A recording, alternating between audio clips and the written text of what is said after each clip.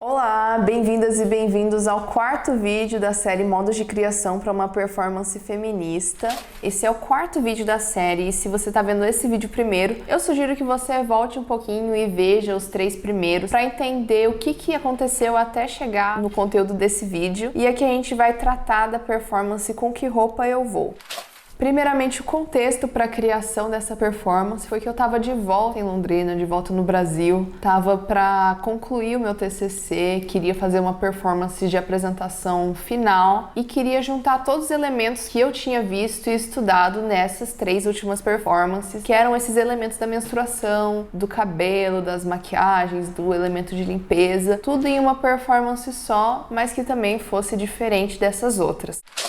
Essa performance foi repetida algumas vezes e foi evoluindo e foi mudando à medida que foi apresentada. Na primeira vez que eu fui apresentar ela, eu tinha como proposta trazer impulsos gerados a partir do meu reflexo e a partir desses impulsos ir usando e interagindo com os objetos que estavam dispostos na sala. Eu decidi organizar o espaço em ilhas diferentes. Eram 3 ilhas. A primeira, a Ilha da Limpeza, a Ilha da Beleza e as ilhas dos acessórios. E em cada ilha dessa também tinham espelhos para ir guiando as minhas ações.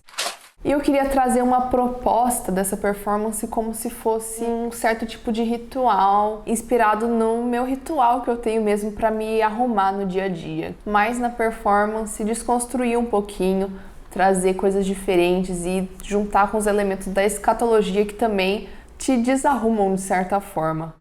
E nessa vez que eu fui apresentar, eu comecei a partir dessa proposta minha mesmo, começando através do olhar pelo meu próprio reflexo e a partir daí ir fazendo ações. Eu comecei a ir intercalando as ações que eu fazia, utilizando os objetos nas ilhas e eu tava esperando uma coisa totalmente diferente da que foi. As pessoas que estavam ali assistindo, eu imaginei que fossem ser como testemunhas da ação, que fossem assistir mais de longe o que eu tava fazendo. Mas isso foi mudando à medida que eu comecei a triangular com eles também, do que só com o meu reflexo ou interagir com os objetos. Eu comecei a perguntar, a dar opções do que o público gostaria que eu fizesse. E isso trouxe uma interação muito maior, com o público do que se eles fossem somente testemunhas do que estava acontecendo. E nessa primeira vez não teve tanta interação assim, porque só foram algumas perguntas que eu acabei fazendo para o público, mas os momentos que eu percebi nessa primeira vez foi que o público interagia muito e se conectava muito mais quando trazia os elementos escatológicos para a cena, quando eu mexia com sangue, mexia com cabelo e vinha um estranhamento do público. Mas justamente quando vinha esse estranhamento que eu sentia que o público estava ali junto comigo, que não estava simplesmente só assistindo, mas estava sentindo o que estava acontecendo também. Depois desse momento da apresentação, eu identifiquei que esses elementos escatológicos eram os mais poderosos dentro da ação, que traziam esse poder de estranhamento com o público. Então eu tinha que manter eles, tinha que saber como trabalhar bem com eles. E também coloquei alguns pontos fixos para as próximas vezes que eu apresentasse isso. Eu sabia que tinha momentos que eu deveria passar das ações, que eu deveria conduzir para chegar ali no começo, no meio, no final, essas ações que eu queria que sempre tivesse na apresentação, mas as outras coisas eram livres e eram realmente a partir do que eu estava sentindo no momento e do que o público me sugeria e me colocava também para fazer. A segunda vez que eu apresentei essa performance foi no Festival Bastardas, a 6ª edição, Atravessamentos, lá em Maringá. E foi uma apresentação muito diferente, porque foi um local aberto, então eu tive essa questão de ter que lidar com as pessoas transitando, com ser um pouco diferente do que eu tinha planejado, que era um local mais fechadinho, com as pessoas muito dentro dali, e foi muito bom pra mim, na verdade, pra conseguir crescer a performance, abrir atenção pra todo o espaço que eu tava por ali, e foi um momento de experimentar muito do que eu não tinha feito da primeira vez. Então eu experimentei mais interações com o público, fazer mais perguntas de ações do que eu deveria ou não deveria fazer, e foi foi um momento também de quebra total de expectativa, porque eu tava ali com um público de outra cidade que não me conhecia, que não tinha intimidade nenhuma comigo, a maior parte das pessoas. Então, essa resposta com o público que eu tinha tido muito fácil e surpreendentemente da primeira vez, na verdade eu não tive que forçar bastante para ter algum tipo de resposta com esse público que eu não tinha intimidade nenhuma. Então isso já foi um aprendizado para mim, de novamente não esperar nada do público, não ir com algo fixado na mente do que vai acontecer para uma performance. E no fim foi algo que me tirou bastante da zona de conforto, mas que me fez crescer bastante para as outras vezes que eu fui apresentar. Na terceira vez que eu fui apresentar essa performance, foi um momento que eu tinha encontrado um formato ideal que eu queria para essa performance. Que eu tinha ideia de começo, meio e fim, e eu tinha também segurança para alterar e modificar esses contextos e também para improvisar com as ações fixas que eu tinha e também um local de segurança, porque foi apresentado num local fechado dessa vez. Então foi um momento que eu me senti muito à vontade para apresentar.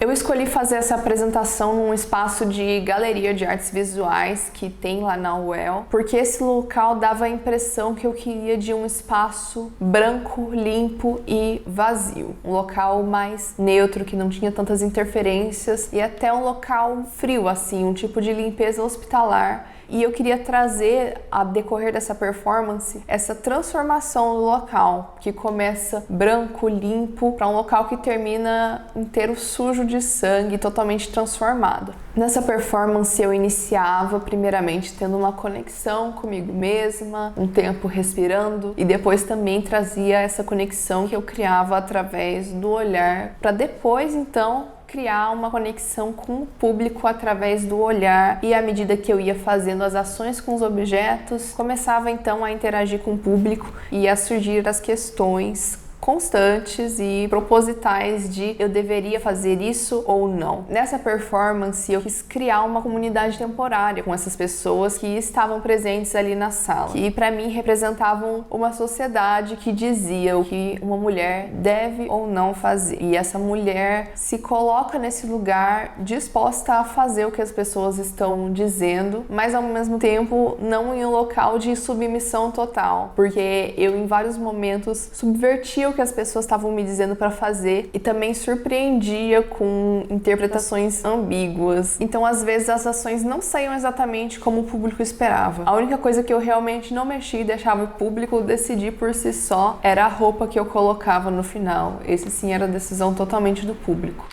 Depois de algum tempo que eu já havia apresentado essa performance, eu identifiquei algumas semelhanças em outras performances que eu já havia estudado, mas que para mim foram certas coincidências que foram causadas mesmo por eu já ter contato com essas performances, mas não propositalmente. A primeira delas foi a Cut Piece da Yoko Ono. Nessa performance, a Yoko aparece sentada em um palco e dá instruções para o público de que eles poderiam ir um a um, cortar um pedaço de roupa dela e levar para casa. It's quite iconic, this piece of work. So what she did was she was wearing a black dress, and she invited people from the audience to come up and gradually cut pieces of cloth from the dress, and people did that. And at first people were very hesitant. But as the performance went on and on, people lost their inhibitions and they started cutting bigger and bigger pieces off until the dress was in shreds. So that's one of the most well-known examples of performance art. What was the purpose of that? I don't think. Are you puzzled? You are. Like, why is she doing that? I think performance artists don't really have a set idea that they want to convey when they start their work. I think in a sense, like, put it this way, even if nobody had come up to cut the dress, it would have said something. And if people did come up and cut the dress, that also says something, about how we relate to each other, and about people's inhibitions, because it's actually quite a violent act, isn't it? But in a way, when you hand someone a pair of scissors and you say like, here, do this, you're giving them permission to cross a boundary. And when people cross boundaries, it makes you question those boundaries, why they're in place in the first place.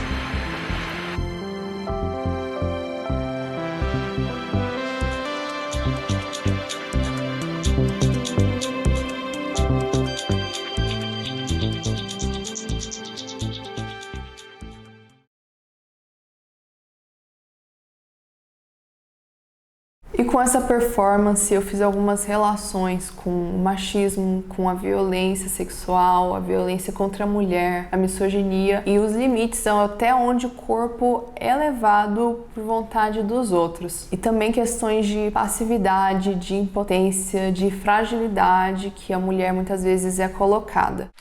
A outra performance que eu identifiquei que tinha algumas semelhanças com a minha foi a Ritmo Zero, da Marina Abramovic. Nessa performance, ela se colocou ao dispor do público num período de 6 horas para que eles fizessem o que quiser com ela e ela se responsabilizaria por isso. Nessa performance, a Marina foi levada até o extremo e a gente pode ver essas relações de poder e da psicologia humana também. E essa questão de, no final da performance, as pessoas não conseguirem encarar ela quando ela realmente se mostrou um ser com vontade própria e agindo com vontade própria. One of my most extreme pieces was when I really pushed my body to the limits, because I didn't ever want to die.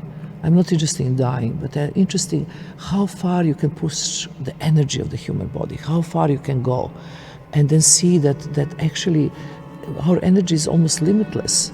It's not about the body, it's about the mind who push you to the extremes that you never could imagine. Some of the work what really got lots of attention from the public was Rhythm Zero. Till that time, the artist of performance art was totally ridiculed, and they think that was sick, and there was exhibitionist, and there was masochist, and they just want attention. So I was just really tired of this kind of critics, and I said, okay, I'm going to make the piece to see how far public can go if the artist himself doesn't do anything. And there, very simply, I put on the table 72 objects with the instructions, I'm an object, you can do whatever you want to do with me, and I will take all responsibility for 6 hours. On the table was a rose, perfume, piece of bread and grapes and wine, and then was objects like really scissors and nails and a metal bar, and finally was also a pistol with 1 bullet. So basically, if the audience wanted to put a bullet into a pistol, can kill me. And I really want to take this risk. I want to know what is the public about and what they're going to do in this kind of situation. It was a really difficult piece because I just stood there in the front of that table, and in the beginning nothing really happened. Public would come, they would play with me, they would give me a rose, they would kiss me, look at me, and then public became more and more wild. They cut my neck and drink my blood. They carry me around, put me on the table, open my legs and put a knife between. The one person took the pistol, put the bullet, and see if I would really with my own hand push the target. The galleries came and completely go crazy, take this gun out of his hand, throw out of the window. They took a scissor, they cut my clothes, they put rose pins into my body. After 6 hours, which was like 2 in the morning, the galleries come and say the performance is over. I start moving and start being myself, because I was there like a puppet just for them. And that moment, everybody ran away. People could not actually confront with me as a person. I remember going back to hotel, look in the mirror, and I found a big piece of white hair. E essas duas performances são exemplos de levar o corpo ou a mente até o extremo, e essa questão de se deixar ao dispor, de fazer o que quiser, que o público queira que você faça. Eu notei algumas diferenças da minha performance para com essas duas outras que também tinham semelhanças. A primeira delas foi que eu só fazia ações que eu realmente me sentia à vontade para fazer. Nada que eu fiz ali foi, de certa forma, obrigada ou porque eu me coloquei ao dispor do público, o que foi um pouco ao contrário dessas duas performances, que teve momentos que elas se sentiam muito desconfortáveis. A segunda coisa é que toda vez que eu dava uma opção de voto que era um pouco ambígua e que eu fazia coisas que o público não estava muito esperando de mim, eram momentos que eu retomava uma posição de poder, que apesar deles estarem ali decidindo por mim, eu também estava decidindo o que eu iria fazer. E algo que eu fiz não intencionalmente, mas que eu acabei gostando no final, foi essa questão de não fazer essa recolocação da mulher em um local de vítima para com o público agredindo ela. Então, transgredir essa colocação de opressor e oprimida também. E o Com Que Roupa Eu Vou teve uma questão diferente dessas outras performances que eu falei, que foi a da repetição. Eu apresentei ela várias vezes e todas as vezes foi totalmente diferente. A relação que se dá com o público cada vez é uma, mesmo que as mesmas pessoas assistam, sempre acaba indo por caminhos diferentes, o público toma decisões diferentes. Um fato engraçado é que todas as vezes que eu apresentei, cada vez eles escolheram um vestido diferente para eu terminar. Mas em todas as vezes que eu apresentei, a maior parte do público eram de mulheres. Então eu sentia que muitas vezes elas se identificavam com o que eu estava fazendo ali, se colocavam no meu lugar. E eu realmente não sei como seria apresentar isso para um público majoritariamente de homens ou somente de homens, se talvez iria se assemelhar um pouco mais ainda com a Cut Piece ou com a Ritmo Zero, se teria uma relação um pouco mais violenta.